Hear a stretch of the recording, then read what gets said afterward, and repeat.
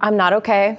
I'm really not okay. And when I finished reading this and went to write my script, I was incredibly overwhelmed. We're covering chapters 16 through 32. And I kid you not that when I divided this book into 3 pieces, I was just trying to divide it evenly. I didn't realize what I had done to myself and potentially you if you're following along.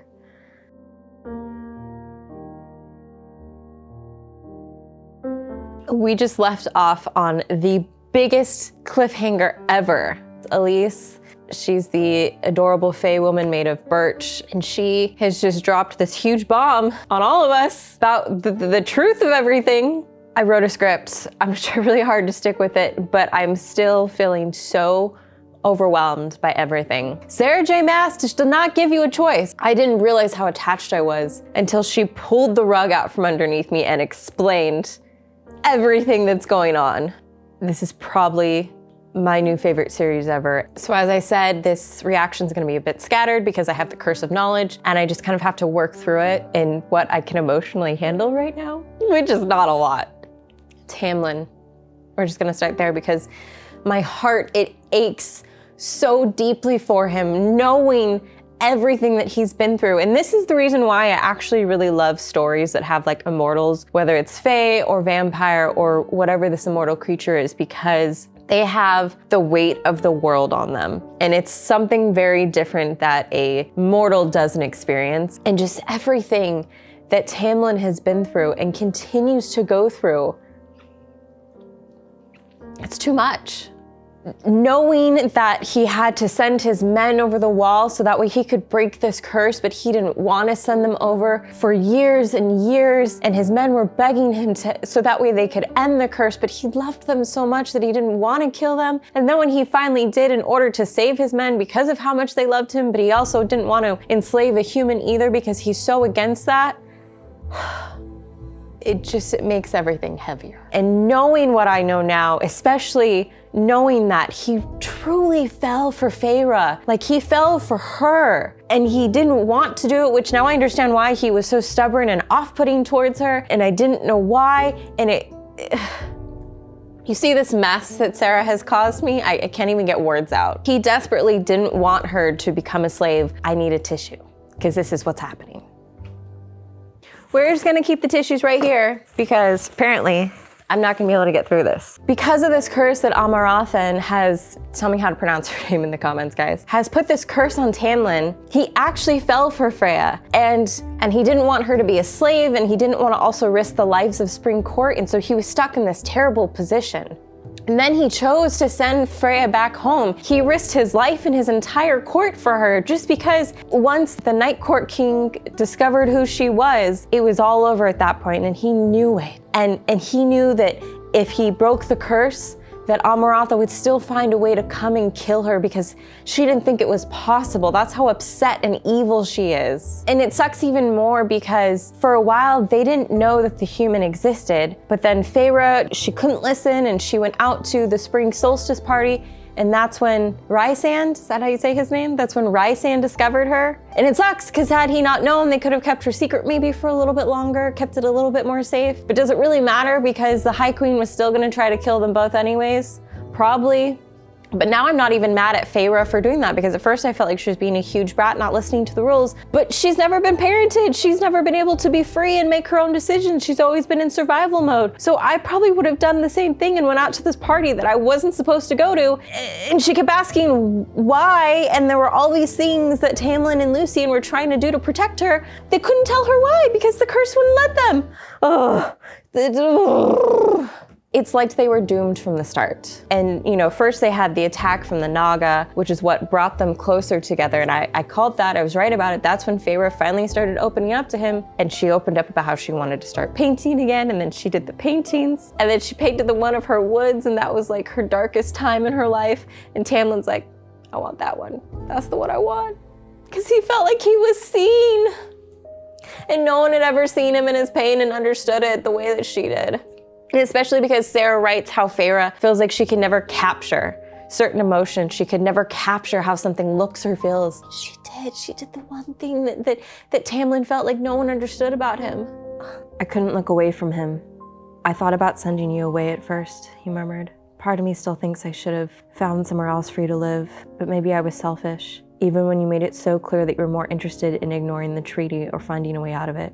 I couldn't bring myself to let you go, to find some place in Perinthian where you'd be comfortable enough and not attempt to flee. Why? He picked up the small painting of the frozen forest and examined it again. I've had many lovers, he admitted. Females of noble birth, warriors, princesses. Rage hit me, low and deep in the gut at the thought of them.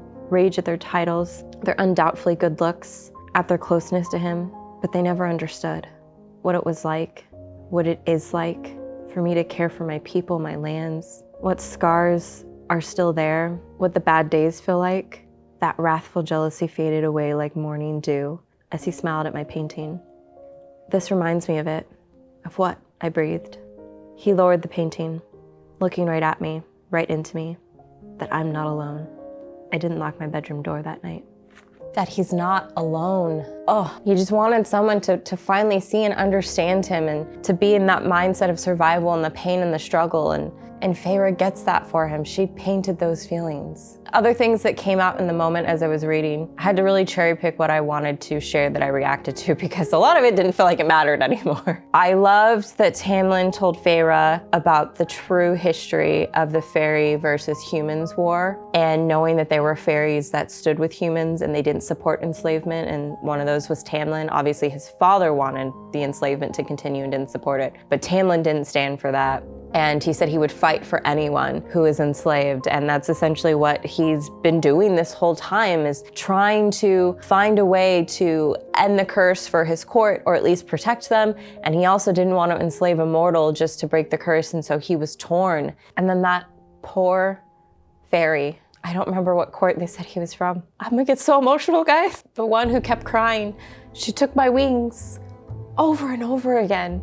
And Tamlin was trying to save him in the moment, and Lucien was like losing his shit. I think he vomited, and Feyre was just there holding the Fae's hand, letting him know it was gonna be okay and he was gonna get his wings back just to make him feel better. Sarah, this is, why am I this emotionally distraught over a freaking book? I'm not okay. And it's like when I read that whole chapter, it hit. Looking back at my notes, that chapter hits even more, again, knowing the truth. Knowing that they couldn't tell Feyre about the curse, they couldn't talk about it, all they could was call it the blight, and that it was infecting their lands, and there was no way for them to really explain to her what was going on. And I think that was another huge moment that brought them closer, because Tamlin knew Feyre to be someone that hated Fae with all her blood, sweat, and tears. And as Tamlin was getting to know her and she was opening up and learning to trust them and have a relationship with both him and Lucien, she said that she didn't want the fairy to die alone, that no one should do that. And I think that really made Tamlin fall for her even more, just because he could see what a good person she was and what a good heart she had, and that her biases and racism towards Fae had all been through lies and propaganda and misinformation, but she still is a person who cares at the end of the day. And it kills me what happened to Lucien. Like, I want to hug him. He's been through so much. Everything his family put him through by killing the one he loved in front of him. Horrific. I can't even imagine. And then he had to kill one of his brothers in order to live, because they wanted to kill him because he could have easily taken the throne. I love that Tamlin took him in, because Tamlin doesn't support those ways anymore. He wants something different for the fairies. He wants there to be less brutality, just less like cruelty towards each other. Like, there's so much hate within their realm. And this I'm still piecing together, but when Lucien sends Feyre out to find the cereal, makes me think he did it on purpose, because they couldn't talk specifically about the blight, or they couldn't say that it wasn't the blight, that it was actually a curse by Amaratha. So I feel like he sent her out there because he, one, wanted her to find the truth, or as much of it as she could. And then two, I think that when he didn't come for her call, I think he did it so that way Tamlin could answer the call. But he also says he feels bad, because I don't think he did it because he was upset about his friend dying, because we know now that that was their goal, was to send their friends over the wall so that way they could find a woman human that hated Fae with every piece and bone and blood in her body. So that was all purposeful. So I'm still trying to piece that together, but I feel like some of that was in there. And maybe he felt bad in general because he does care about Feyre. He didn't want her to die. And he feels like, I don't know, there's something Sarah's doing there, because I now know that everything she does is purposeful, and she lays those puzzle pieces for us for a very specific reason, to hurt us mostly. But they're genius, and they're still for a reason. Speaking of the Suriel, after what Alyss told her about how you could have broken the curse, and the Suriel told her, stay with the High Lord, he will keep you safe. It's like, oh, all you had to do was say I love you, and you fucking felt it, but you were terrified. I know it's not your fault, but I'm still like upset because none of us knew. Not even Feyre knew. And it sucks because she had the information about that, and I'm wondering, like, had she told Tamlin, would he been able to hint more? Because she literally thinks about it often in the book. And then when Feyre is in the garden and she's picking the rose and the thorns are pricking her thumb and it's bleeding, and Tamlin comes up, sucks on it, and he stops the wound. And she's struggling about her new life because she's enjoying it, and she feels guilt because she left her family, and she knows that Tamlin says they're well off, but what if she shouldn't be enjoying this new life, and she doesn't understand how to feel joy? And then she feels even more guilty because everything that Tamlin's going through, so are her feelings like even as important? And it's like, honey, they're still valid, but I totally get trying to like weigh, is it worth it? I looked at his face again, at his gilded mask, the tanness of his skin, the red of his blood-covered lips as he murmured, don't feel bad for one moment about doing what brings you joy.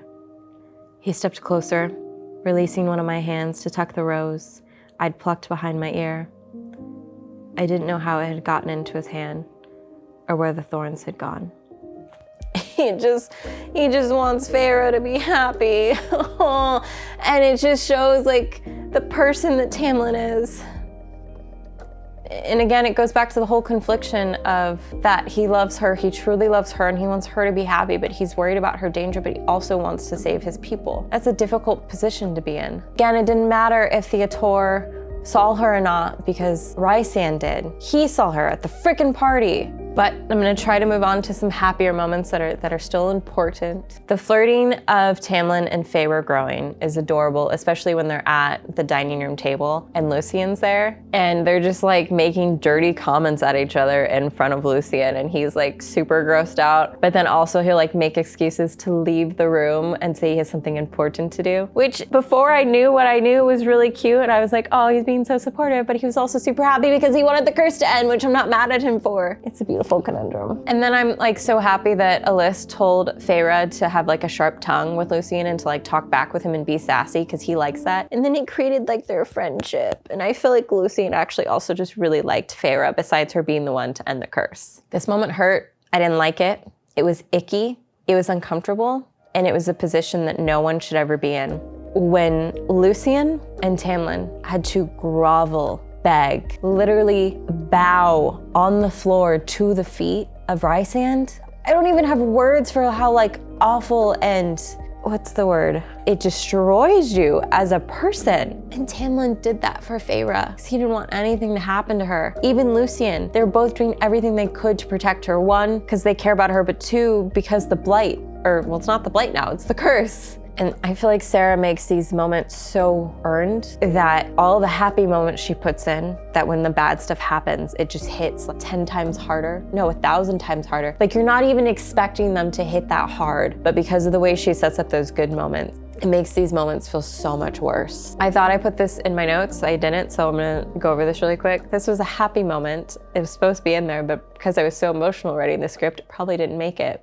Summer solstice moment was beautiful. I just love the way that the fairy wine allowed Feyre to just be completely free and open and experience everything enhanced, and how Tamlin was just like getting to see Feyre's free spirit, which Feyre didn't really know existed either. And they're both just falling for each other. And they got to see like those little fairies like singing in the water. And we also get their first kiss in this moment. I made a playlist to help me get through this process as I make and edit this video, because I can't pick up the book yet to not taint my reaction. The playlist is in the description below. I put Shut Up and Dance by Walk the Moon, and I feel like it's just so perfect. And I just hear that song and it makes me think of them dancing in the field and then running off to go look at the other fairies, and they have their first kiss and they go back, and it's just this euphoric dream. And then it makes everything hurt 10 times more. And then when he sends Feyre home, I feel like I thought Lucien was like upset because he didn't want her to leave, but now I know he was upset because of the friggin' curse, and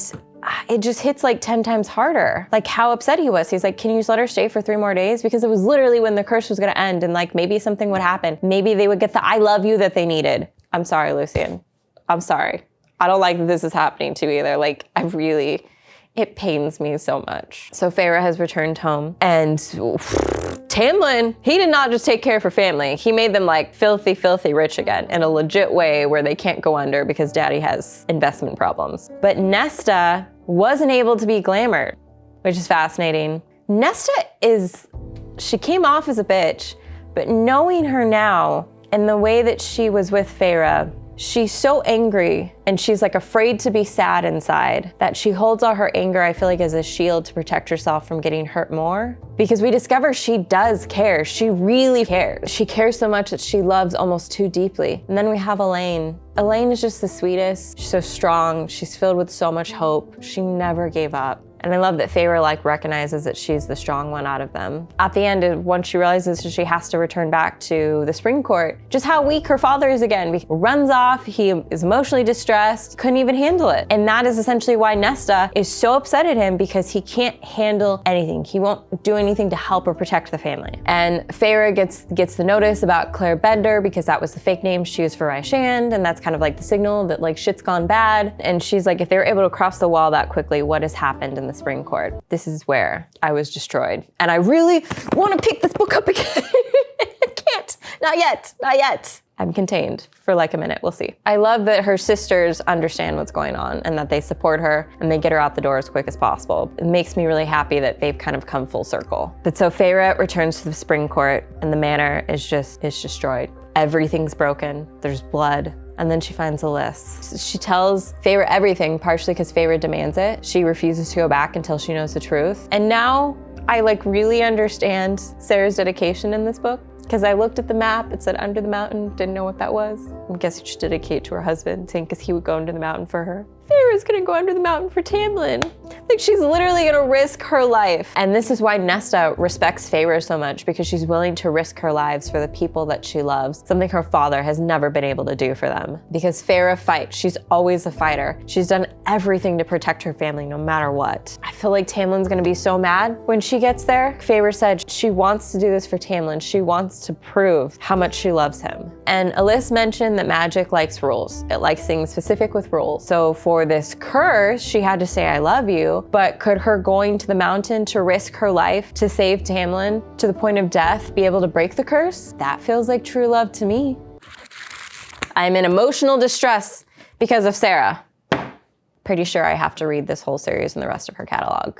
Shouldn't give me a choice. I feel like when Feyre says that she's gonna fall hard for Tamlin and her mortal heart is gonna get broken into a million pieces, that's how we as the readers feel Sarah. If you liked this video, please like it, share it with your other friends who love ACOTAR. Consider supporting me on Patreon or become a member on YouTube, because I need more tissues. I need more tissues because of all the pain that Sarah's causing me in my heart, and I'm gonna be crying like a lot when I finish this book. I just know it.